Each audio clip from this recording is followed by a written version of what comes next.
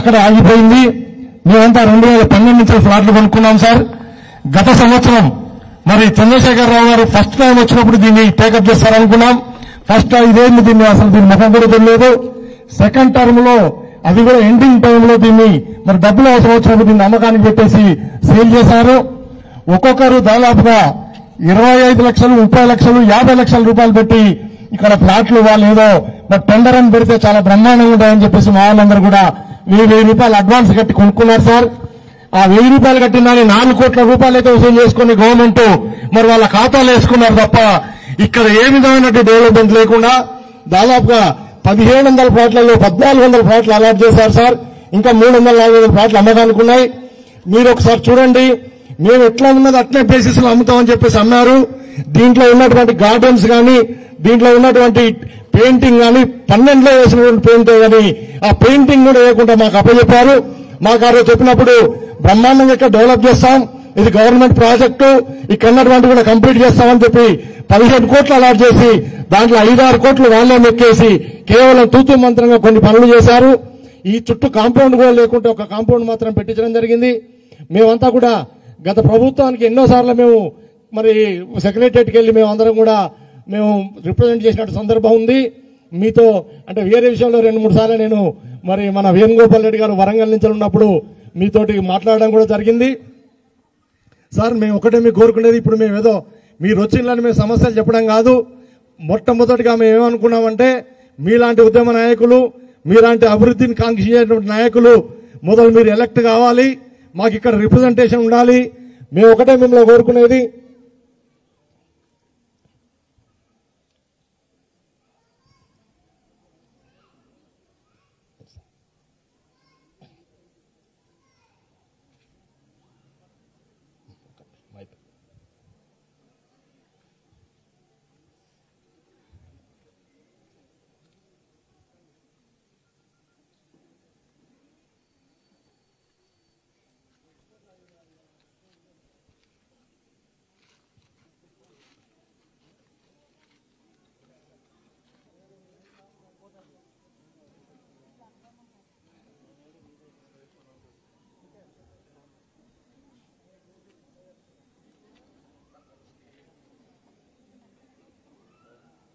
Sir మేము దాదాపుగా 1400 మంది ఇక్కడ ఫ్యామిలీస్ ఉన్నాయి సార్.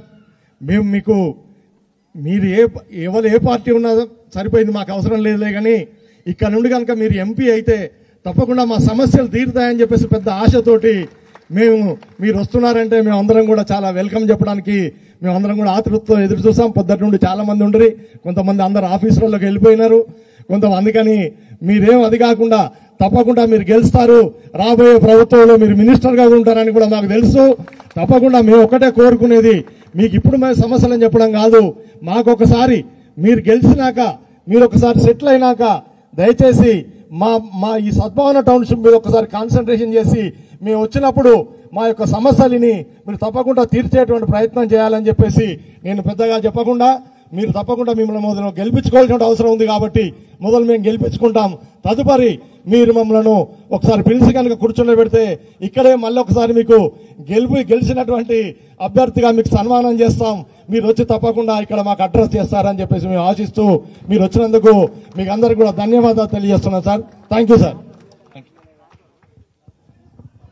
భారత్ మాతాకి, భారత్ మాతాకి, కమలంపు గుర్తుకే, కమలంపు గుర్తుకే. ఇప్పుడు మన రాజేంద్ర గారి అమూల్యమైన సందేశాన్ని ఇవ్వాల్సిందిగా కోరుతున్నాం.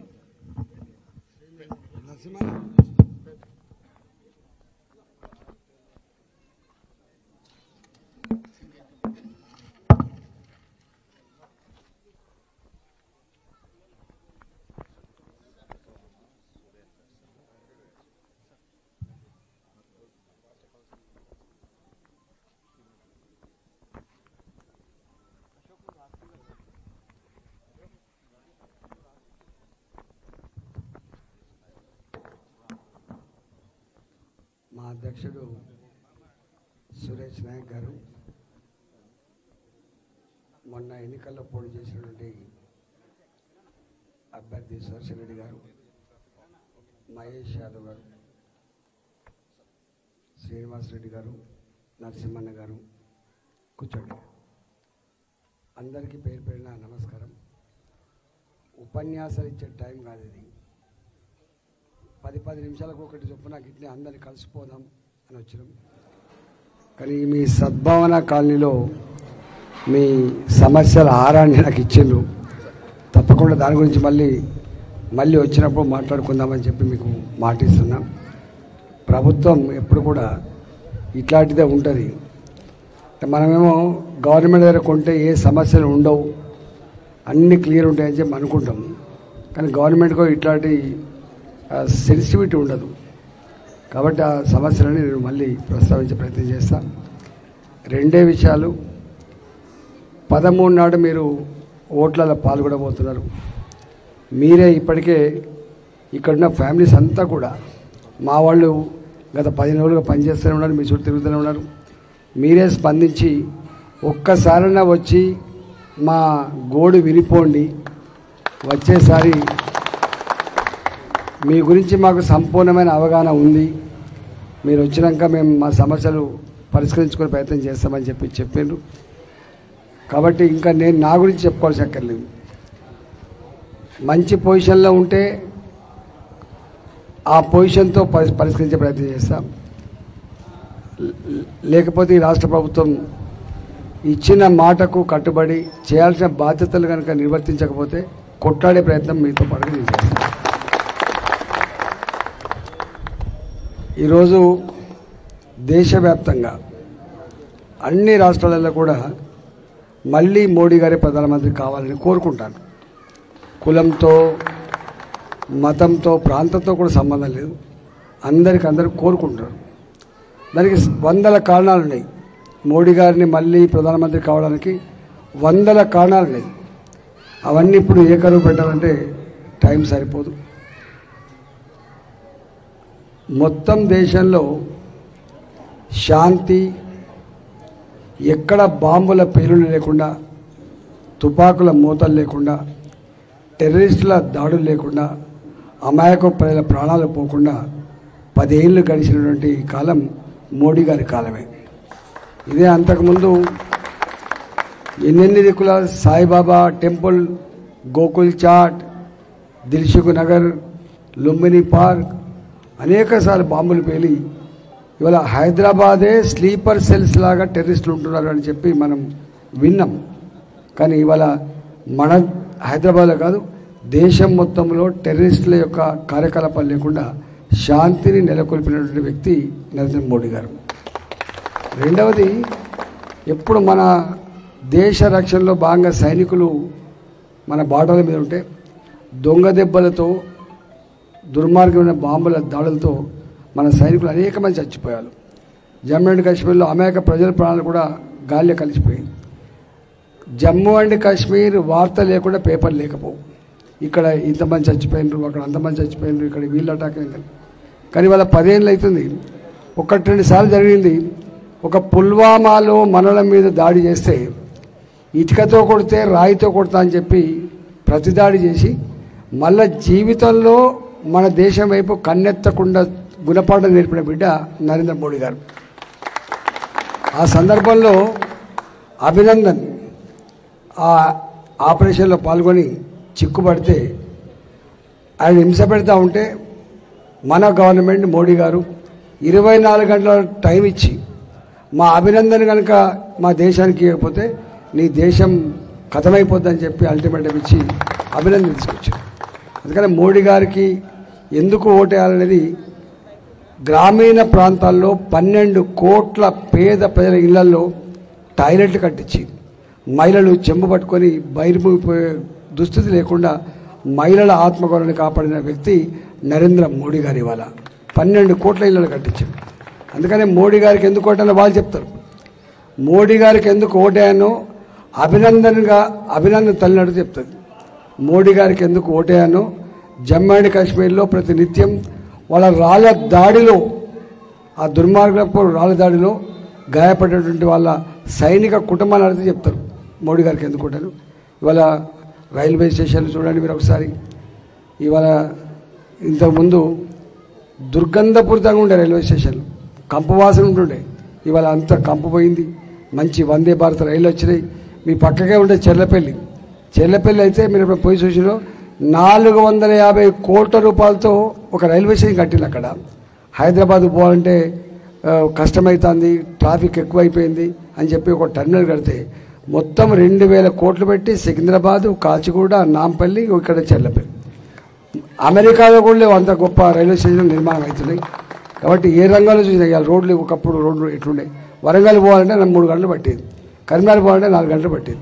ఇట్లా దేశం మొత్తంలో రోడ్ నెట్వర్క్ కావచ్చు, మన ఎయిర్పోర్ట్లు కావచ్చు, తర్వాత రైల్వే స్టేషన్లు కావచ్చు, రైళ్లు కావచ్చు, అన్నిటికంటే ముఖ్యంగా సొంత ఇంటి కళ ఎంత పేదవాళ్లకు మధ్యతరగతి ఎంత అది ఉంటుందో ఇవాళ 4 కోట్ల పేదలకు సొంత ఇళ్ళు కట్టించి ఆ కళ నెరవేర్చిన ఘనత కూడా మోడీ గారికి దక్కింది. కాకపోతే ఇక్కడున్న ముఖ్యమంత్రి మోడీ ఏంది గీడీ ఏంది అని చెప్పి పంచాయతీ పెట్టుకొని ఇవాళ ఆ పని చేయలే. కానీ లేకపోతే ఇక్కడ కూడా ఒక 15-20 లక్షల మందికి సొంత ఇంటి కళ నెరవేరేటువంటి ఆస్కారం ఉండే. కానీ మోడీ గారు మొన్నే చెప్పిండు, ఏ రాష్ట్ర ప్రభుత్వాలు అయితే మేము చెప్పిన పనిని అర్థం చేసుకోకుండా దాన్ని అమలు చేయకపోతే మేమే నేరుగా లబ్ధిదారులను సెలక్షన్ చేసుకొని వాళ్ళకి సొంత ఇండ్లు కట్టిద్దామని చెప్పి మన డిసిషన్ తీసుకున్నారు. కాబట్టి రేపు సొంత ఇండ్లు రావాలన్నా, ఇట్లాంటి సమస్యల పరిష్కారం కావాలన్నా, మనకు ఒక ఐటీ హబ్ రావాలన్నా, ఇండస్ట్రియల్ కారిడార్ రావాలన్నా, రేపు ఇక్కడ తాగునీళ్ళ సమస్య కావచ్చు, మల్కాజిగిరి పార్లమెంట్ కింద డ్రైనేజ్ సమస్య కావచ్చు, లేదా ఎంప్లాయ్మెంట్ సమస్య కావచ్చు, ఇవన్నీ తీర్చగలిగినటువంటి బాధ్యత మళ్ళీ కేంద్రంలో అధికారం వచ్చేది మోడీ గారి ప్రభుత్వం. కాబట్టి మోడీ గారి ప్రభుత్వంలో నాలాంటి ఎంపీగా ఉంటాడు కాబట్టి డెఫినెట్గా మీకు ఉన్నంతలో చేసే ప్రయత్నం చేస్తాం.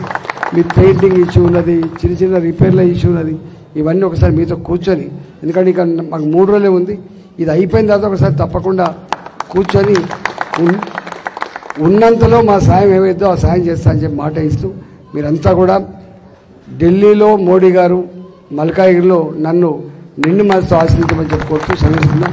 భారత్ మాతాకి జై తెలంగాణ.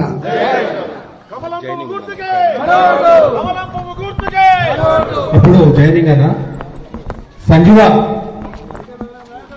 వర్దిల్లాలి. సంజీవ భారత్ మాతాకి ఈటల గారి నాయకత్వం, ఈటల గారి నాయకత్వం. మరో మహేందర్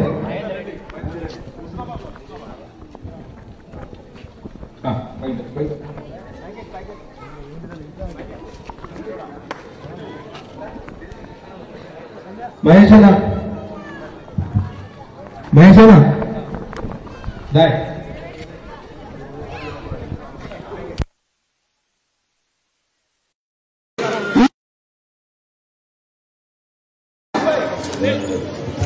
జగన్మోహన్ రెడ్డి గారు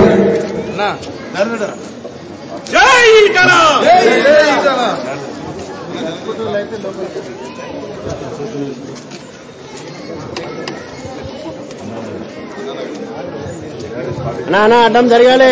హలో అడ్డం నిల్చుంటాడు పోయి నవీన్ గారు